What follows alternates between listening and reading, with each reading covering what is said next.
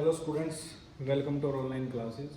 बेटा आज हम स्टडी करेंगे मेजरमेंट ऑफ मास। जैसे कि आप जानते हैं 11th में यूनिट है फिजिकल वर्ल्ड एंड मेजरमेंट, और उसमें हमने लास्ट क्लास में बेटा टॉपिक किया था मेजरमेंट ऑफ लेंथ, जिसमें हमने वेरियस मेथड किए थे for the measurement of length, that is direct method, indirect method, spectroscopic method, parallax method, trigonometric method, Sonar, radar etcetera. बेटा उसी सीक्वेंस में हम आगे बढ़ रहे हैं और हमारा आज का जो टॉपिक है वो है मेजरमेंट ऑफ मास। यहाँ मैंने डायग्राम बनाया हुआ जो कि फिजिकल बैलेंस या कॉमन बैलेंस है, जिसका यूज किया जाता है मास की मेजरमेंट के लिए। तो हम इसको भी स्टडी करेंगे। पहले मास के बारे में थोड़ा सा जानते हैं। मास है बेटा the quantity of matter contained in a body known as mass. The quantity of matter contained in a body is known as mass. In other words, we can say mass is a basic property of matter. Basic property of matter. The quantity of matter contained in a body, or in other word, mass is a basic property of matter. आप अक्सर मास के बारे में आपने सुना होगा, अब तक जितनी भी 10th में भी आपने 9th में और 10th में आपने मास की मेजरमेंट के बारे में कुछ तो पढ़ा होगा बेटा। तो उसी में आपने मास की डेफिनेशन थी, the quantity of matter content in a body is known as mass. और जो मास है बेटा वो टेम्परेचर पर, प्रेशर पर और लोकेशन पर डिपेंड नहीं करता, यानी कि it does not depend on temperature, pressure and location of the object. Location of the object. किसी भी क्वांटिटी का जो मास है वो उस क्वांटिटी के टेम्परेचर पर डिपेंड नहीं करता। मास जो है वो फिक्स होगा बेटा। और जो क्वांटिटी का जो मास है वो सराउंडिंग में कितना प्रेशर है इस बात पर भी डिपेंड नहीं करता। और अर्थ के किसी भी अर्थ या बेटा यूनिवर्स में आप उसे कहीं भी लेके जाएं, मास जो है वो चेंज नहीं होगा, क्योंकि मास जो है वो किसी भी क्वांटिटी का है वो फिक्स्ड होता है। वो चेंज टेम्परेचर पर, प्रेशर पर, लोकेशन पर चेंज नहीं होता। हालांकि वेट चेंज होता है।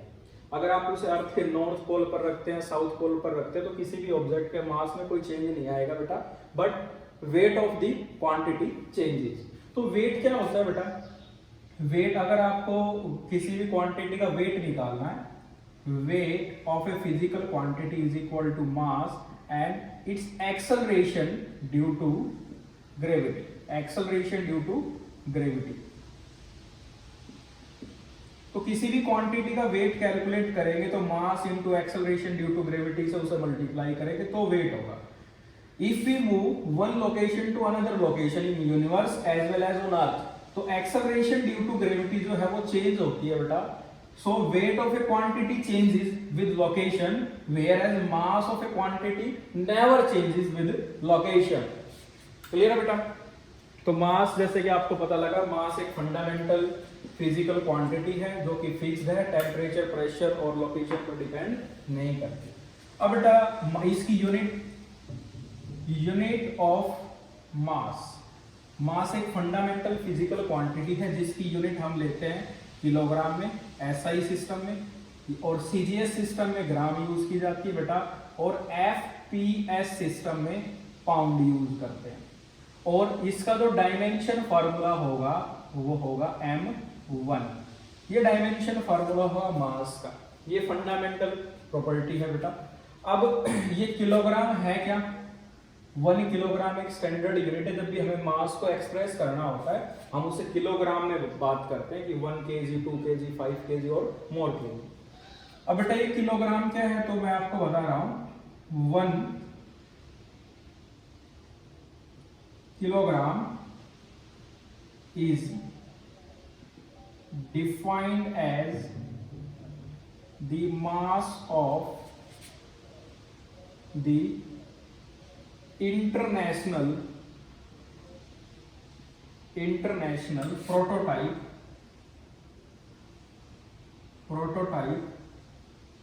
ऑफ किलोग्राम, यानी कि which is standard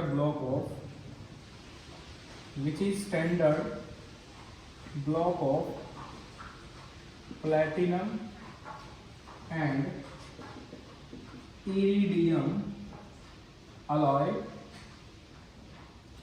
39 millimeter height and 39 millimeter diameter।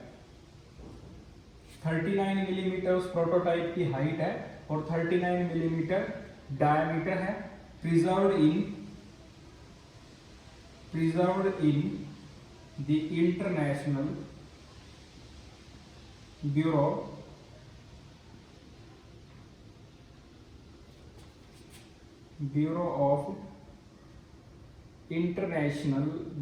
Of weight and measures,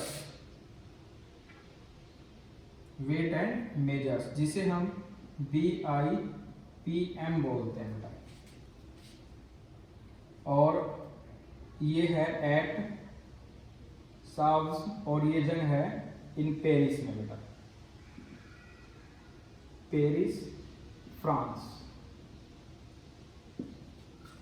देखो बेटा 1 किलोग्राम एक स्टैंडर्ड है जो कि इंटरनेशनल प्रोटोटाइप है, which is a block of platinum iridium alloy, जिसकी जो हाइट है वो 39 मिलीमीटर है और उसका डायमीटर भी 39 मिलीमीटर है। और इसको ग्लास की केसिंग में कैप करके रखा हुआ है। और कहाँ रखा हुआ है?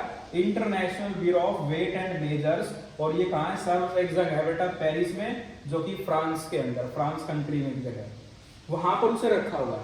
इसके अंदर है क्या कि 90% तो है प्लैटिनम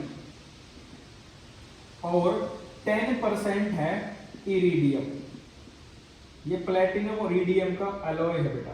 इसको हमने 39 प्लैटिनम इरिडियम का अगर 90 और 10 के रेशियो में कोई अलॉय बनाया जाए जिसकी हाइट 39 मिलीमीटर है और डायमीटर भी 39 मिलीमीटर, तो वो जो सिलेंड्रिकल शेप होगी बेटा इतनी हाइट और इतने डायमीटर की, उसे हम 1 किलोग्राम हमने 1 किलोग्राम के इक्विवेलेंट माना हुआ है। और वो कहाँ रखा हुआ है? पेरिस के अंदर रखा हुआ है, जिस international bureau of weight and measures जिसे हम बोलते हैं।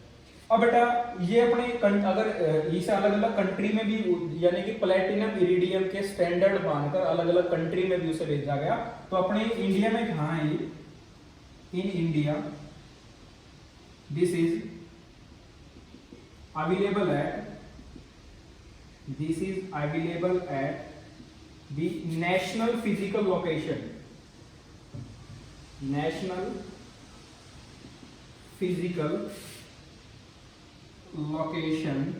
जिसे हम NPL बोलते हैं। और ये कहाँ है? न्यू दिल्ली। ये न्यू दिल्ली में है बेटा, ठीक है। तो जैसा कि आपको पता लगा मास क्या है बेटा? Quantity of matter containing in body. फिर हमने पढ़ा कि वो it doesn't depend on temperature, pressure and location of the object. फिर यूनिट ऑफ मास हमने पढ़ा, डायमेंशन फार्मूला पढ़ा बेटा हमने। और फिर 1 किलोग्राम की डेफिनेशन पढ़ी। और 1 किलोग्राम जो प्रोटोटाइप है उसके हाइट, विड्थ या जो उसमें हमने प्लैटिनम की क्वांटिटी कितनी और इरिडियम की कितनी है ये जाना। और इंडिया में इसे NPL बोलते हैं, नेशनल फिजिकल लोकेशन बोलते हैं बेटा, जहां पर ये न्यू दिल्ली के अंदर रखा हुआ है।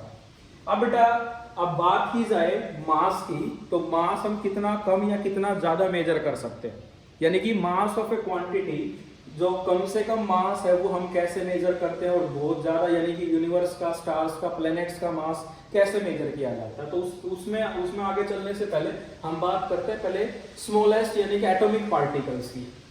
देखो बेटा, while dealing with atoms and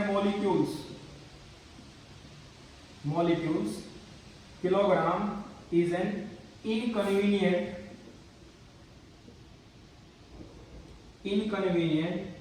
unit.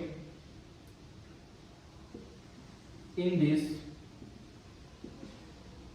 there is an important standard unit standard unit of mass called the unified atomic mass, जिसे हम U से डिनोट करते हैं, और जिसे हम बोलते हैं atomic mass unit, which has been established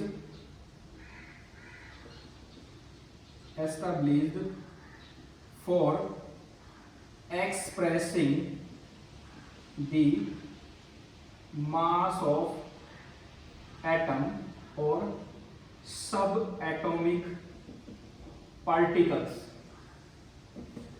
देखो बेटा, while dealing with atoms, molecules, kilogram is an inconvenient unit of mass. In this case, there is an important standard unit of mass called the unified atomic mass or atomic mass unit, AMU, जिसे हम U भी लिखते हैं, which has been established for the expressing the mass of atom और subatomic particles. यानी कि जब हम atoms की बात करेंगे तो हम किलोग्राम का यूज नहीं करेंगे, क्योंकि जो हमारे यहाँ जो एटॉमिक पार्ट है, यानी कि एटम का जो मास है और जो सब एटॉमिक पार्टिकल्स है उनका मास बहुत कम है।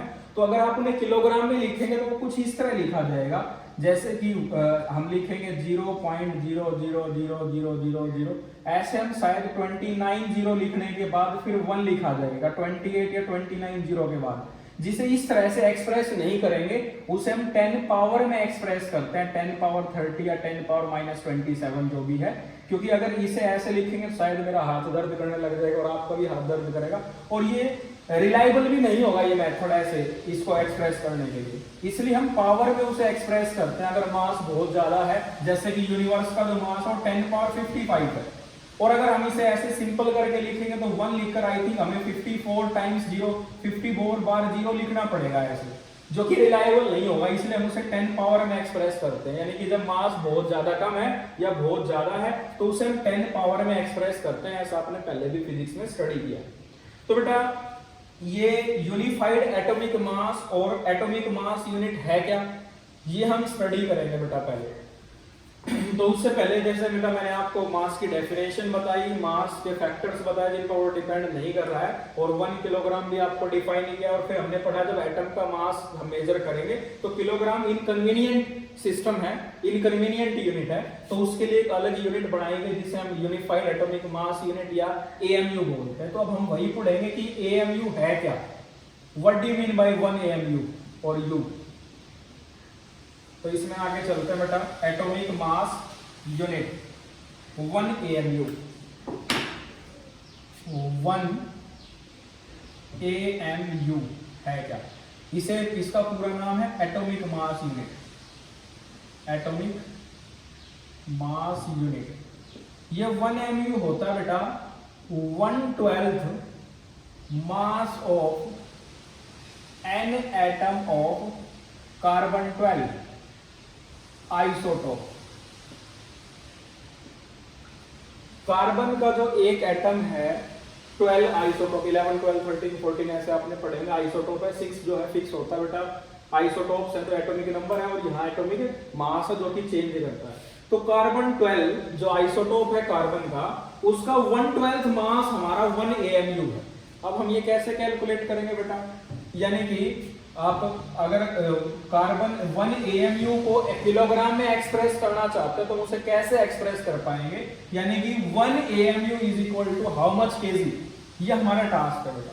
तो इसे सोल्व कैसे करेंगे, तो देखेंगे बेटा 12 gram of carbon 12 contains atoms equal to 6.023 into 10 to the power 23, यानी कि जो यहाँ लिखा होता है उतने ग्राम के अंदर कितने एटम होंगे। कार्बन का जो एटॉमिक मास है वो 12 है, तो 12 ग्राम के अंदर एवोगैड्रो नंबर के इक्वल एटम्स होंगे। क्लियर बेटा। अगर ऑक्सीजन की बात करें तो 8O16, तो 16 ग्राम ऑक्सीजन में इतने ही एटम होंगे। यूरेनियम की बात करें 92U236, तो 236 ग्राम ऑफ यूरेनियम में इतने एटम होंगे बेटा। तो ये आपने पढ़ा हुआ है। तो 12 gram of carbon 12 contain this number of atoms. और इसी लाइन को आप ऐसे भी लिख सकते हैं कि mass of 6.023 into 10 to power 23 atoms of carbon 12 equal to 12 ग्राम, और mass of 1 atom of carbon 12 कितना होगा बेटा ये रिजल्ट कि 12/6.023 into 10 to power 23 ग्राम, जो कि बहुत ज्यादा कम होगा। इतना कम मास होगा बेटा एक एटम का कार्बन के केस में। और by definition 1 AMU equal to 1/12 into mass of n atom of carbon 12, यही है बेटा। सो 1 AMU, या जिसे हम 1U लिखते हैं तो 1U इक्वल टू हो जाएगा, AMU और U दोनों ही लिख सकते हैं बेटा, 1/12 into mass of an atom of carbon है बेटा 12/6.023 इंटू 10 टू पावर 23। जब आप इसे सोल्व करेंगे तो आंसर होगा 1.67 इंटू 10 टू पावर -24 ग्राम। और जब आप इसे किलोग्राम में लिखेंगे तो 1 ये U होगा बेटा 1.67 इंटू 10 टू पावर -27 किलोग्राम। ये 1 एटॉमिक मास यूनिट। तो जब भी हम एटम का या सब एटॉमिक पार्टिकल्स का मास एक्सप्रेस करेंगे तो उसे इस फॉर्म में लिखेंगे बेटा, क्योंकि किलोग्राम जो है वो इनकन्वीनियंट यूनिट है, रिलायबल नहीं है, इसलिए हमने यूनिफाइड एटॉमिक मास या एटॉमिक मास यूनिट में ही इसको एक्सप्रेस किया जाएगा। And 1 AMU equal to 1.67 into 10 to power -27 kilogram. Clear बेटा? ये तो था अगर हम एटम्स की बात करते हैं। अब जो नॉर्मल है यानी कि जो कॉमनली हमारे पास जो ऑब्जेक्ट हैं जो इज कॉमनली अवेलेबल है, तो उनका मास कैसे मेजर किया जाएगा बेटा? ये तो मैंने आपको बताया 1 AMU क्या है, एटॉमिक मास यूनिट। आप इसे इसके नोट्स बना लेंगे बेटा। यानी कि नेक्स्ट देखो बेटा, mass of commonly available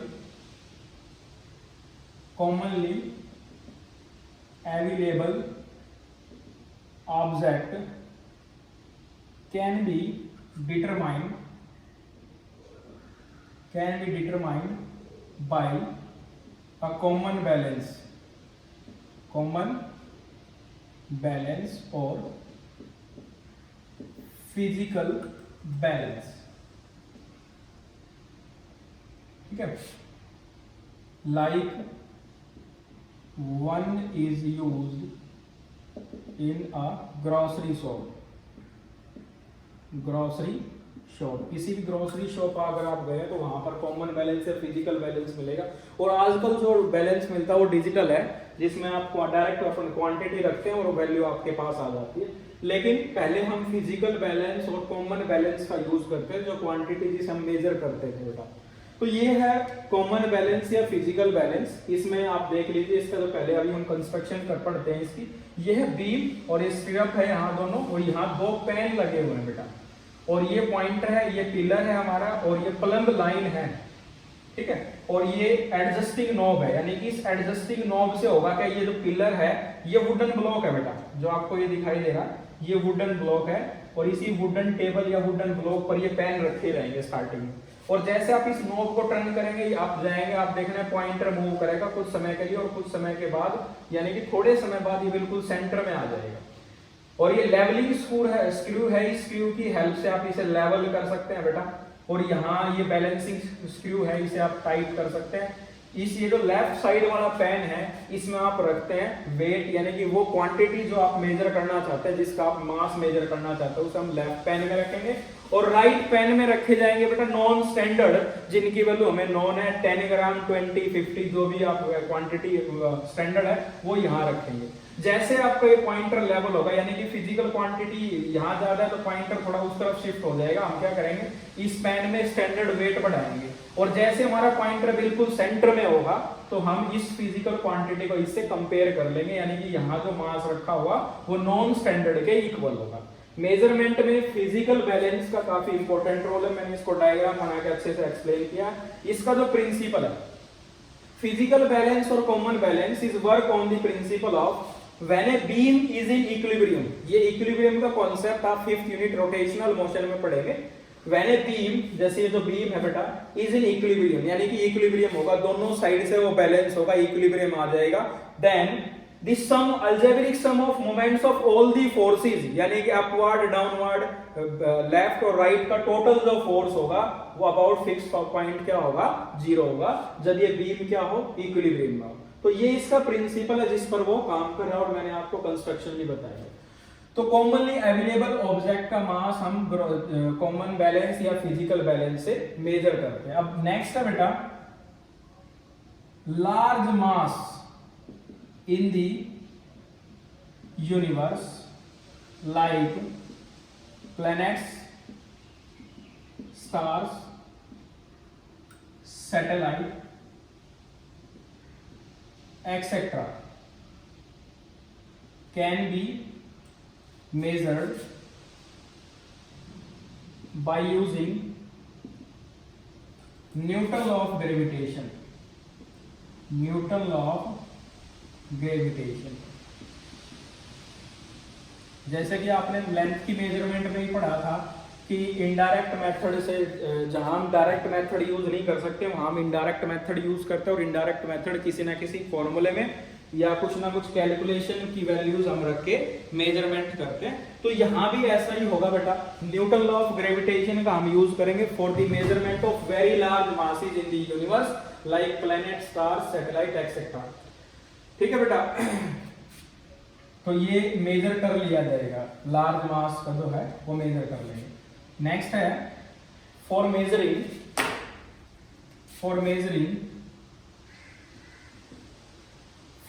measuring of small masses of atomic and सब एटॉमिक substances,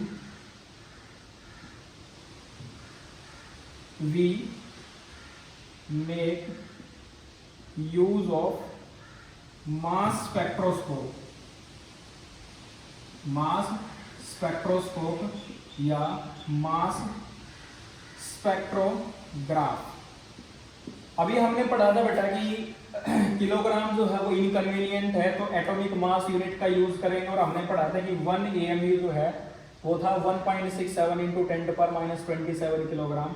अब क्या है बेटा कि अगर हमें बहुत कम मास मेजर करना है तो हम इस फिजिकल मास का भी यूज नहीं कर सकते। फॉर एग्जांपल मैं किसी स्टूडेंट्स को बोलता हूं बेटा कि आप यहाँ पर 5 इलेक्ट्रॉन रख दो या 5 प्रोटॉन रख दो, आप जानते हो प्रैक्टिकली पॉसिबल नहीं होगा कि हम किसी स्टूडेंट को कहें बेटा प्रोटॉन लेके आओ, इलेक्ट्रॉन लेके आओ, क्योंकि वो पार्टिकल हमें दिखाई नहीं देंगे बेटा, जिनका जो साइज है वो 10⁻⁻10 मीटर के ऑर्डर में। एटम का साइज है बेटा ये, और इलेक्ट्रॉन तो उससे भी कम साइज के होंगे, और जो मास होगा इलेक्ट्रॉन का वो 10⁻30 किलोग्राम के ऑर्डर में होगा। तो ये प्रैक्टिकली फिजिकल बैलेंस से, बीम बैलेंस से मेजर करना इम्पॉसिबल है। उसके लिए हम एक डिवाइस यूज करते हैं जिसे मास स्पेक्ट्रोस्कोप या स्पेक्ट्रोग्राफ बोलते हैं, उसकी हेल्प से मास मेजर कर लिया जाएगा। अब इसका प्रिंसिपल है क्या जिस पर ये मास स्पेक्ट्रोस्कोप काम करता है? देखो, in case of mass spectroscope या mass spectroscope is work on the principle of the radius of trajectory of charge particle is proportional to the mass of particle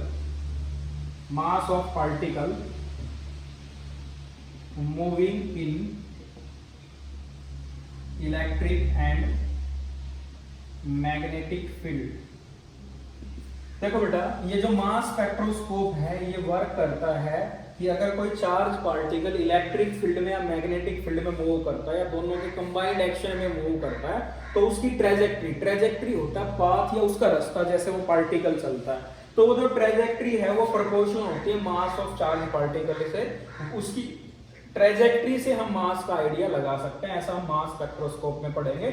और मास स्पेक्ट्रोस्कोप आप अच्छे से पढ़ पाएंगे 12th क्लास में, जहां यूनिट 4 है जिसका नाम है बेटा, सॉरी यूनिट 3 है, वो है magnetic effect of current, magnetic effect of current. वहां हम मास स्पेक्ट्रोस्कोप स्टडी करना सीखे, क्योंकि हम ट्रेजेक्टरी वहीं रीड करेंगे बेटा।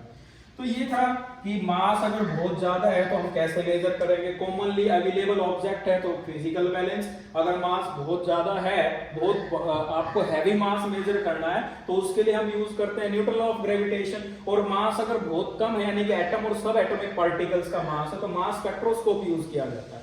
अब बेटा हम पढ़ेंगे मास का वेरिएशन, यानी कि मास कहां और कितना, किस रेंज में लाई करता है। तो बेटा उसके लिए बात करते हैं हम पहले इलेक्ट्रॉन की, mass of electron, mass of electron, इसका जो ऑर्डर है वो 10⁻³ है। मास ऑफ प्रोटॉन, इसका ऑर्डर होता है 10⁻27। फिर उसके बाद है यूरेनियम एटम, यूरेनियम एटम का मास होता है 10⁻24 के ऑर्डर में होता है। उसके बाद है सेल, सेल का मास होता है 10⁻10 किलोग्राम। उसके बाद है मॉस्किटो, मॉस्किटो का मास होता है 10⁻5। फ्रॉग, फ्रॉग का मास बेटा आप 10⁻1 लिखेंगे। ह्यूमन, ह्यूमन का मास 10⁻2। उसके बाद कार, कार का 10⁻3 लिखेंगे। एलिफेंट या डायरेक्ट लिखने में शिप, शिप का मास 10⁻5 है। और शिप के बाद मून, मून का मास 10⁻23। अर्थ, अर्थ का मास 10⁻25। और हमारी जो सन है, सन का मास लिखने के बेटा 10⁻30। हमारी जो गैलेक्सी है, गैलेक्सी जिसका नाम है मिल्की वे, उसका जो मास है वो 10⁻42। और ऑब्जर्वेबल, ऑब्जर्वेबल यूनिवर्स, यूनिवर्स का साइज होगा 10⁻55। ये मास का वेरिएशन आप देख सकते हैं, मास कैसे राइज कर रहा है, यानी कि ये बहुत कम मास है, इसको हम कैसे मेजर करेंगे। इतने कम मास को फिजिकल बैलेंस से मेजर नहीं कर सकते, जैसे कि पार्टिकल का मास स्पेक्ट्रोस्कोप आ जाएगा, यहाँ इस रेंज में फिजिकल बैलेंस आ सकता है। और यहाँ बेटा अगर हम बात करें तो लार्ज मासेस है, ये मास का वेरिएशन है। इसके अलावा बेटा अपने यहाँ पर रह गया तो इनर्शियल बैलेंस। इनर्शियल बैलेंस जैसे आप पढ़ेंगे, मास दो टाइप का होगा, इनर्शियल मास और ग्रेविटेशनल मास। फिजिकल बैलेंस की हेल्प से आप ग्रेविटेशनल मास मेजर कर सकते हैं। और इनर्शियल जो मास है, inertia, the inability of body, ये आप पढ़ेंगे आगे 4th यूनिट में।